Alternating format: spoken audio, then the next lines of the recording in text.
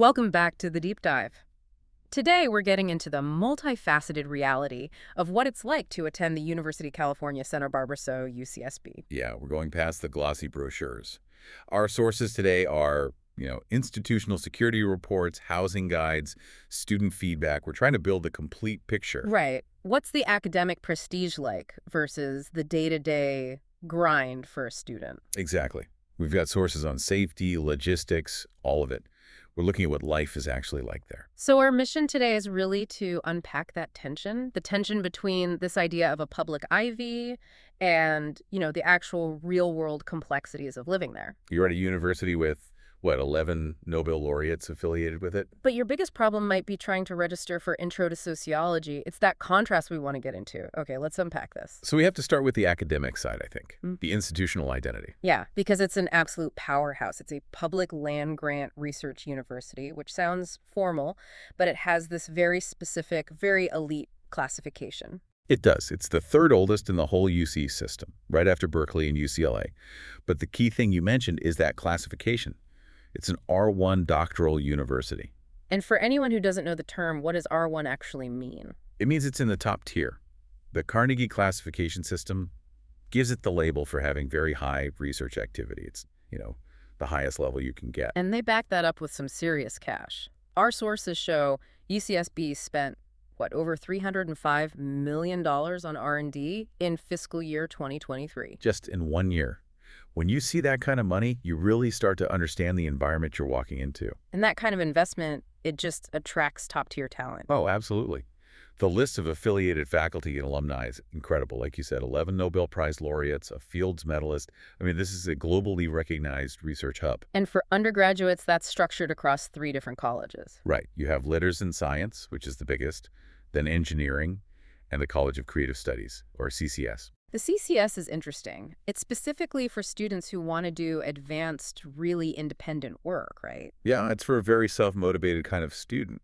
And while the whole university is strong, a few programs really stand out in the national rankings. Like engineering, obviously, material science, marine biology, which makes sense given the location. For sure. But the real standout is physics.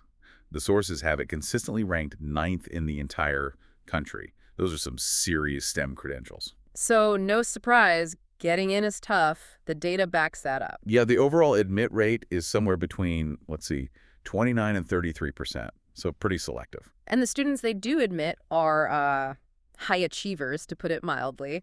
The middle 50% of admitted freshmen had a high school GPA between 4.04 and 4.28. So you're talking about students who really push themselves. And once you get in, it's a sprint. It's the quarter system, not semesters. 10 weeks to learn an entire subject. And most people are taking 4 classes. So about 16 units a quarter. You have to be ready to go from day one. Which brings us to the next point.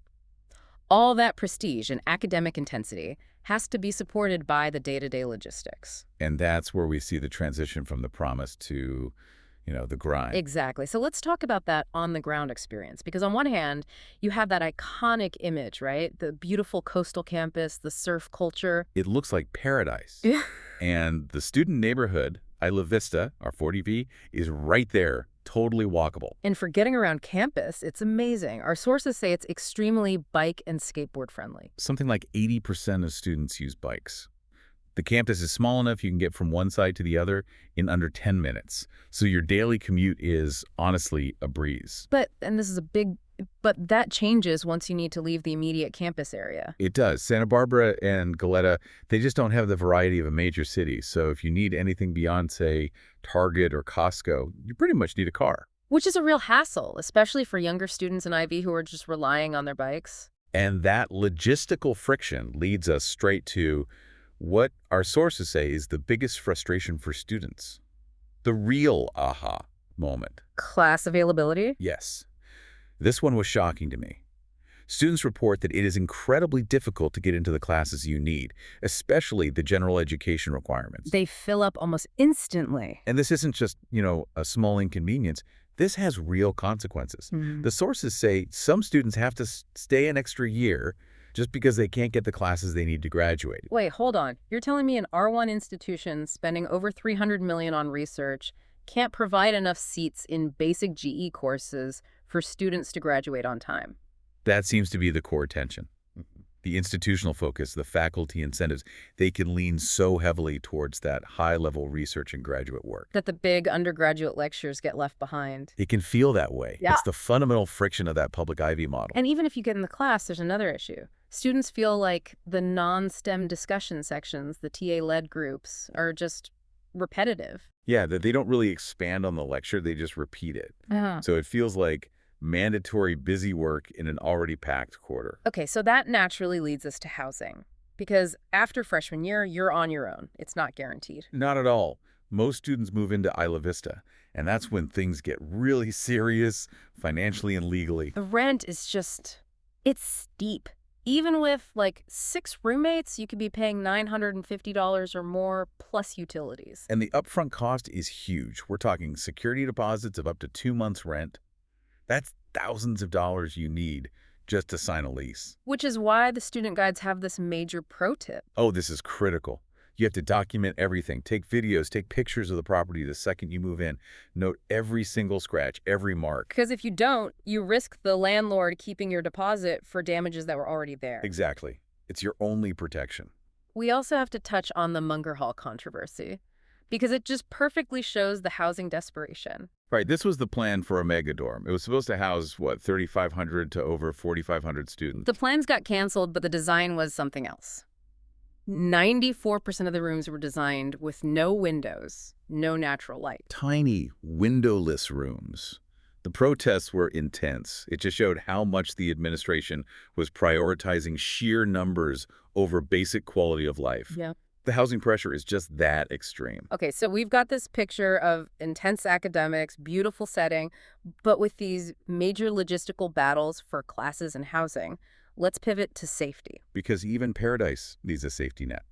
The infrastructure here is extensive, and it's all detailed in their annual security reports. You've got the UC Santa Barbara Police Department, the UCPD operating 24/7, 365. They're the main law enforcement on campus. And they offer some great non-policing services, too, like the Community Service Organization, the CSOs. The Safety Escort Program. It's a free service run by students, and they'll walk with you on campus or in Isla Vista late at night if you feel unsafe.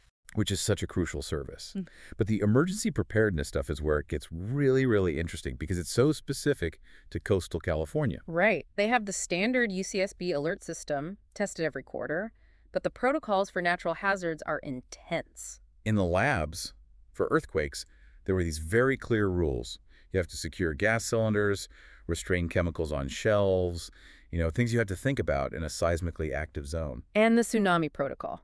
This is key local knowledge. Most of the campus is high enough to be safe, but if you feel a strong earthquake, the instruction is to immediately get to high ground. And importantly, they tell you not to use Highway 217 to evacuate. Because it's too low-lying. It would be one of the first places to flood. That's a detail that could save your life. For sure. Then you have fire safety.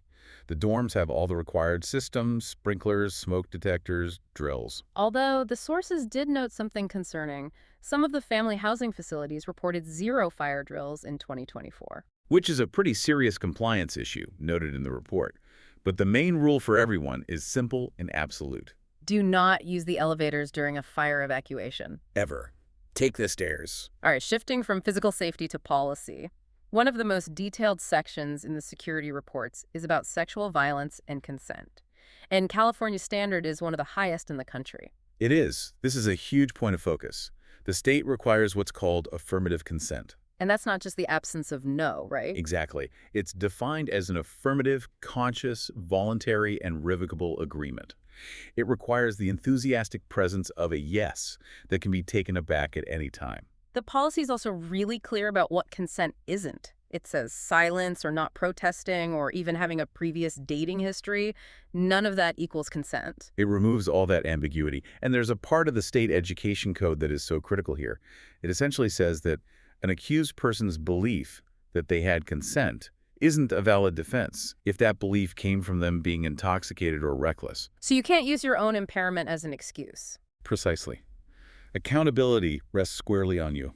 And to make sure people report incidents, they offer resources like CARE, which is confidential, and student amnesty. Right. So if you were, say, underage drinking when an incident of sexual violence occurred, you won't get in trouble for the drinking violation. It's about removing barriers to reporting. Okay, so with all that policy in place, let's look at the reality. The Clery crime statistics for 2024. Yeah, because the data shows the community is still dealing with some really significant crime issues. The numbers are high in a few key areas. Burglary, for instance, had 59 reported incidents. And 60 reported incidents of stalking, which is a really large number, and that covers both sex-based and non-sex-based stalking. 30 incidents of dating violence were also reported, and 27 hate crimes in 2024 alone. Yeah, and the biases for those hate crimes ranged across ethnicity, race, religion, gender, sexual orientation, the full spectrum. It shows how complex the community is. So, to pull this all together, our deep dive shows that UCSB absolutely delivers on its academic promise. It's a world-class research university. No question, the academic caliber is real. But to succeed there, you also have to navigate some pretty significant logistical hurdles. The competition for classes is fierce, and it can literally delay your graduation. And then there's the housing market, which is just intensely expensive and complicated. So what does this all mean for you, the listener? The sources paint a picture of a place that is incredibly beautiful and desirable, and because of that, there's immense pressure on resources. At the same time, it's a community that is heavily invested in safety. You have the UCPD, specific training for natural disasters, these incredibly high standards for consent. Oh, also dealing with high numbers of reported crimes like burglary and stalking. It's that dual reality. We've seen all these strict administrative rules for everything from hazing to weapons to substance use. So here's the final thought for you to chew on. Consider that tension, the tension between the laid-back, beautiful, coastal, public Ivy reputation that draws everyone in, and the massive, intensive level of legal and institutional oversight that's required to actually manage daily life there. Right. The ideal of paradise seems to require an immense amount of governance. What does that balance of beauty and bureaucracy really tell you about the reality of modern student life? Thanks for listening to our brief podcast. If you want to learn how to avoid student loan debt, we have a roadmap in our College Savings Mentor Guide that can show you step-by-step how to save $40,000 or more on tuition. Check the link in the description and be sure to listen to more of our college deep dives.